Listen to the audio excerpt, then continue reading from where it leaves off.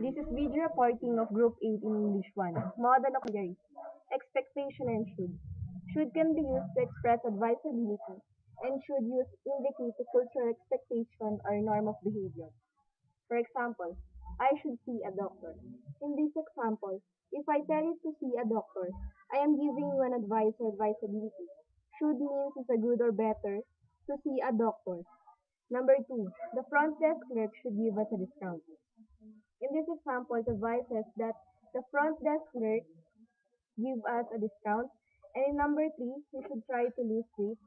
I'm advised to lose weight. And number four, John should get a haircut. That advises that John should get a haircut. And another way it should use as expression of expectation.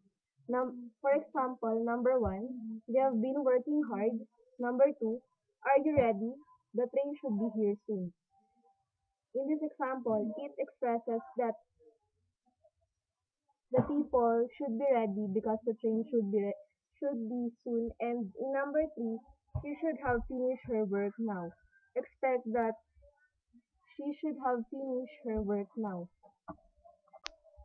And the past form should have means that the speaker expected something that it has not happened or expectation not met. For example, I haven't heard anything from them. They should have called by now. The past form of should.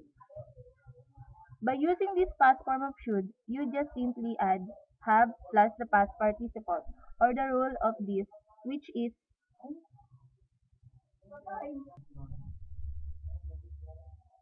or the rule of this, which is should have plus the past participle. By the way, the pronunciation of should have is should if, and in the negative form is should not have pronounced in colloquial English as should not give. Should is for a good idea, expectation, or give an advice. And the example of a good idea is I should study tonight. This is a good idea because I have a test tomorrow. This is a present should. We say that the sentence is present because they don't have any past tense or past participle. If we turn it into the past form of should, the sentence will be I should have studied last night. We call this from past form of should because we see the word should have we see the word should have and the past participle which the word studied. Using should. One of the meaning of the modal auxiliary should is advisability. Example, you should leave right now. They should fill out this form. You can also express the same idea using either ought to or had better. Example, you ought to leave right now. You had better leave. They ought to fill out this form. They had better fill out. Should and ought to both mean that something is a good idea. Had better is usually stronger, implying one warning of bad consequences. The negative of should is shouldn't. Ought is not usually used in the negative. Often you will hear people pronounce ought as oughta. Expressing necessity. Must have to and have got to. They're all the same because they're all expressing necessity, but later on I will differentiate the three. Must is used to express certainty, necessity, or strong recommendations. Like for example, I must do my homework. It is a requirement for a student to do our homework. Number two, my sisters my sisters must wash the dishes.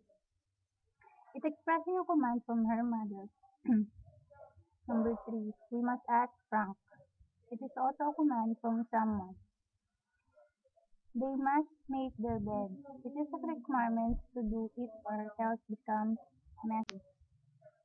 The second topic is how to. How to is used to express certainty, necessity, and obligation. For example, 1. How to, how to arrive at work at 9 sharp. My boss is very strict.